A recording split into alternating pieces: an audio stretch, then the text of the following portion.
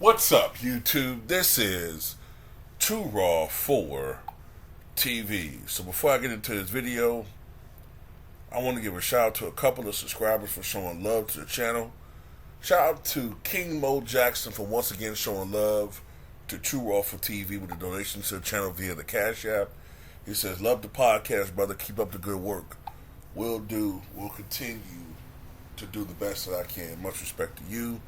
Also want to give a shout out to Jimmy Cash for the donation to the channel as well. $10 donation via the Cash App. Much respect to him for showing love as well. So this is a video request that I got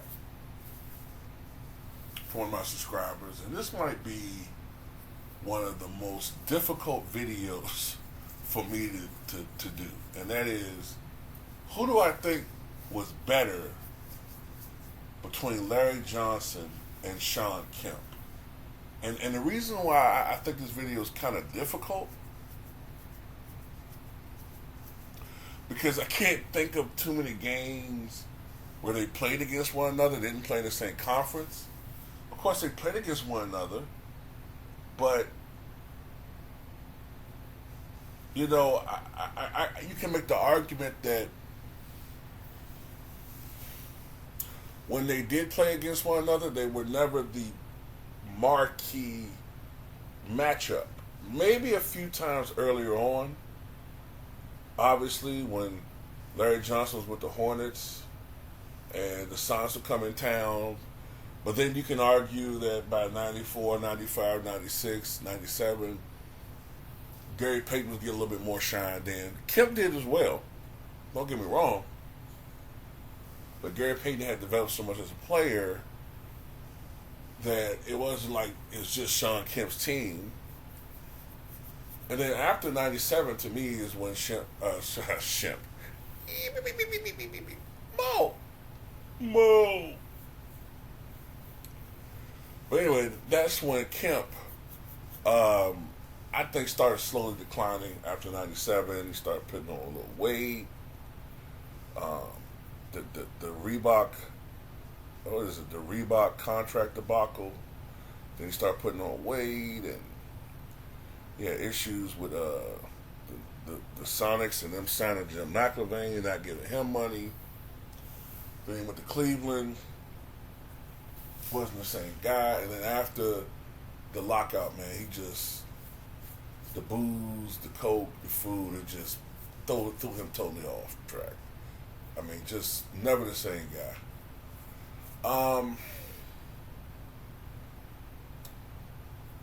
Look, both players had high ceilings. I think we can agree with that, right? Matter of fact, Larry Johnson was the 1992 Rookie of the Year. No, 1991 Rookie of the Year, excuse me. He was the 1991 Rookie of the Year. So he definitely had that Hall of Fame trajectory, had everything going right. Unfortunately for Larry Johnson, he had a series of injuries, in particular issues with his back, that started, hell, maybe by his third year. I think he started having issues with his back, like 93, 94. And by 97, he was never the same guy. His stats on everything, but his numbers just fell off a cliff a year after he got traded from the Hornets to the Knicks. So he was never the same guy, and he retired. If I recall correctly, Larry Johnson retired just weeks into the training camp of the 2001, the 2001-2002 season. I believe it was that year. It was the very beginning of 2001-2002 season. Larry Johnson, by that point, man, he was actually wearing back braces during games for a couple of years. He was just not the same guy, and the pain just got too much for him. He just quit. So I think he played about 9 years. And in the last few years, he was really suffering through a lot of pain and missing games. Shawn Kemp's issues were a lot more self-inflicted. Shawn Kemp was actually at the apex of his career by 1996. He led a team to the NBA Finals, along with Gary Payton. But he definitely had his moments in those NBA Finals. Then, he started having issues. His life, all of the kids that he had, relationships, the distractions, wasn't as dedicated to sport. Then they had the issues with the Sonics organization and not giving him the contract extension that he thinks he deserved, and he did deserve. He signed some bum named Jill McIlvaine, who was only blocking 2 shots a game to his huge contract at the time. What was it, a 3-year, $34 million contract, which was ridiculous at the time. Then he goes to the Cavaliers, and then when I remember him going to the Cavaliers, Kemp just looked a lot heavier. He didn't look as explosive. I remember seeing his listed weight at 280, which floored me because when Shawn Kemp came to the NBA, he was 230. And even when he was playing in the finals, he was 255. So he had put on a lot of weight, but that wasn't to be the end of it. Because then, during the lockout, that's when he really blew up. That's when he got up to like 330. He was coming to training camp at 330 pounds. By that point, I think he was playing with the Portland Trailblazers. And, his athleticism was gone at that point. The only thing that was keeping him in the league a little bit was his experience and the fact that, fortunately for him, he had developed a mid-range jump shot. But effectively, the Shawn Kemp that we knew, the last vestige of that was in Cleveland. So I'll say this: when you look at awards, longevity stats, I guess they favor Shawn Kemp. Yeah, man. Excuse me. Let's look at something right quick. Neither player won championships. Larry Johnson played 10 seasons. And yes, I was correct.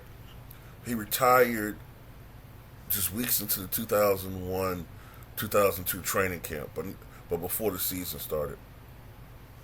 And he was only like 32 years old at the time. Kemp played 14 seasons. But by the time, he was with the Orlando Magic, he was just a shell of the guy that he once was. Larry Johnson appeared in 6 different playoff series. Shawn Kemp, 10. Now, one thing I do recall about Larry Johnson is that he had a better outside shot than Shawn Kemp. Neither one of them were what I would call tremendous rebounders.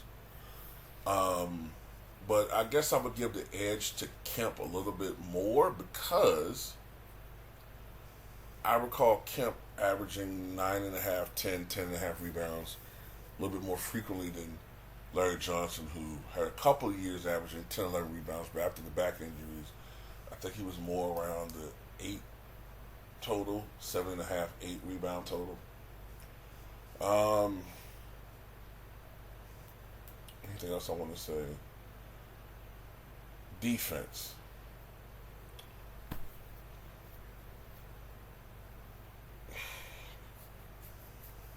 I believe Kemp was a better post defender than LJ. Then again, I'm not saying that he was a lockdown defender, but I think Kemp was a better post defender than LJ, but LJ was a better general man-on-man one-on-one defender. But because of Kemp's height, athleticism earlier on, Kemp was a better post defender against traditional big men. But Kemp could get his ass cooked on defense. So that's what I kind of remember about the two. But LJ was a better man-on-man defender. Definitely. But, a lot of that was grit, man, because his back issues really started fucking with him the last couple of years, man, to the point where, when you're dealing with that type of back pain, you only can do but so much physically, But the first couple of years that LJ was with the Knicks, he was still an effective player. Passing, I would give the advantage to Larry Johnson. Leadership, Larry Johnson. Larry Johnson definitely had that alpha male persona. All right? Larry Johnson was that guy, especially when he was with the Charlotte Hornets, When he was with Charlotte, man, he was the guy that would give you 22, 10, 3 assists, maybe 4 assists. He was that dude, man. Had sneaky athleticism. Of course, we all knew LJ from UNLV. Shawn Kemp was, of course, the Rain Man. Kemp was known for his uber athleticism, being one of the great dunkers in the history of the NBA. Like he doesn't get brought up enough, to be honest with you. When we thinking of great dunkers, we always talk about Jordan and Vince Carter and Dr. J, Julius Erving, and rightfully so, But I think a lot of us are starting to, because the way his career ended, we're starting to forget about old Shawn Kemp, man. Because Shawn Kemp is one of the greatest in-game dunkers I've recalled in the past 30, 35 years.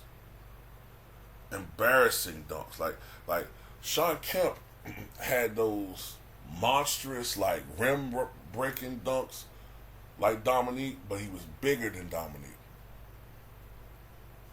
Dominique was 6'7", 215. Shawn Kemp at his best was 6'10", 235, 240, 250. Monstrous. LJ played in an NBA Finals. LJ, I believe, even though he didn't go to playoffs as much, with the frequency of Shawn Kemp, especially early in his career, LJ played more meaningful basketball in the late 90s. Of course, he had that famous, or if you're a Pacer fan, infamous 4-point play back in the 99 playoffs. Ooh, man, who was better? I honestly don't know. Man, it depends on what you're looking at, bro.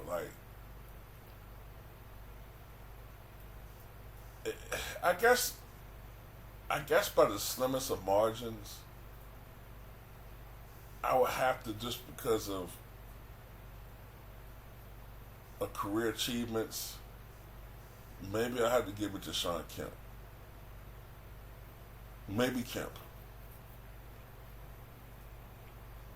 Like I said, man, Kemp left a lot on the table, man, and that was self-inflicted.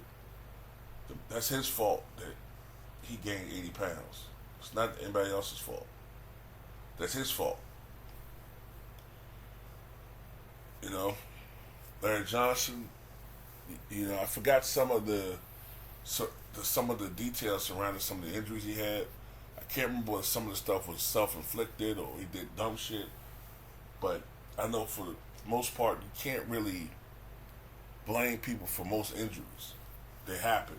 Unless it's some stupid shit like, dude bringing a gun to the club and shooting himself in the thigh or something. But that's pretty much my take, man. If I had to say which one was better, just based off of production, being able to play longer, had a longer peak, I'd give it to Shawn Kemp.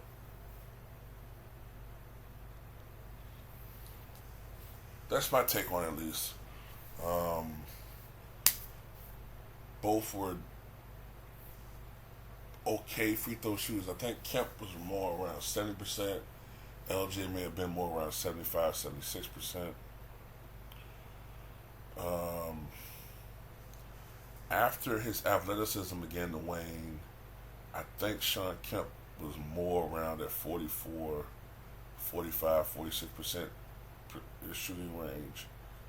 Whereas Larry Johnson may have dropped down to like 43, 44%. After initially, when he was younger, being a little bit over 50%. Let's look at some numbers.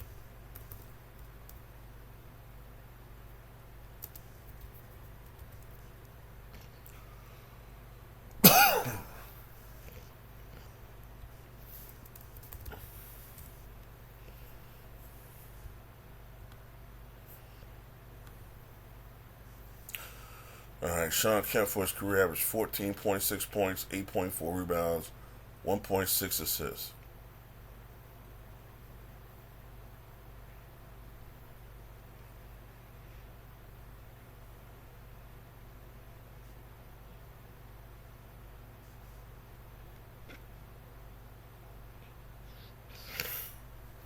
All right, and so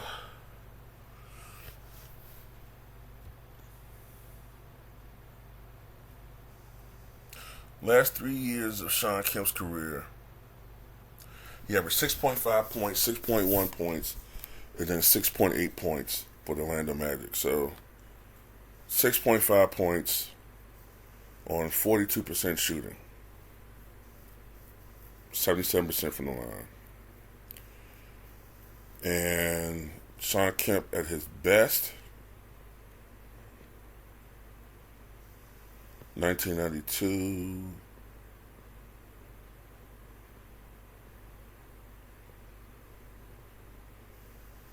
to 1996, a 4-year window. Shawn Kemp, 18.6 points, 10.9 rebounds, 2.2 assists, 1.4 steals, 1.8 blocks, 53.4% shooting from the floor, and 73.7% from the charity stripe.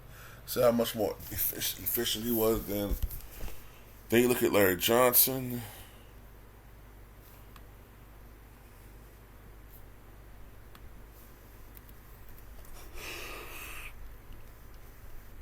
Okay, Larry Johnson.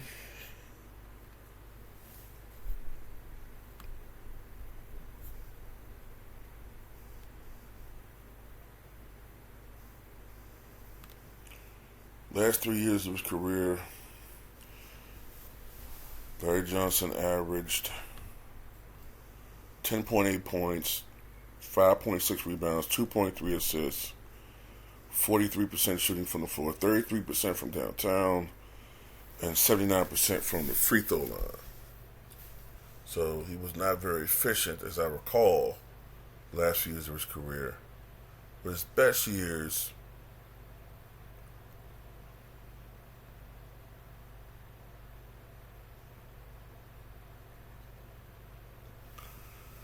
was 1991 to 1996, all with the Charlotte Hornets. 19.6 points, 9.2 rebounds, 4.1 assists, 49.6% shooting from the floor, 34.7% from three-point range, and 77.1% from the charity stripe. So, man, I give the edge to Shawn Kemp by the slimmest of margins just because of the fact he was able to play a bit longer, had a little bit longer peak. Anyway, that's all I got to say. Tell me what you guys think.